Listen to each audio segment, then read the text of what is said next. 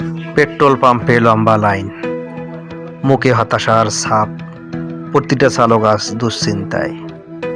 চলতে চায় জীবন, কিন্তু থেমে আছে জ্বালানির অভাবে। এই সংকটের শেষ কোথায়? পেট্রোলের সংকট যেন এখন নিত্যদিনের দুর্ভোগ। মোটরসাইকেল চালকদের চোখে এখন একটাই প্রশ্ন, কবে শেষ হবে এই জ্বালানি সংকট?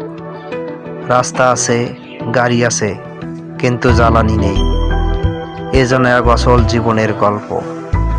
জ্বালানির সংকট মানে শুধু গাড়ি বন্ধ নয়, বন্ধ হয়ে যাচ্ছে অনেকের স্বপ্ন, অনেকের রোজগার। মোটরসাইকেল চালকেরা আজ সত্যিই বিপাকে। পেট্রোল নেই, কিন্তু দায়িত্ব থেমে নেই। জীবনটাই যেন আটকে গেছে মাঝপথে। পেট্রোল পাম্পে দাঁড়িয়ে বুঝলাম, আজকাল জ্বালানির চেয়ে ধৈর্য বেশি দরকার। দীর্ঘ সারি, দীর্ঘ অপেক্ষা, কখন শেষ হবে কেউ জানে না। এ যেন এক হতাশার গল্প নেমে এসেছে জনজীবনে।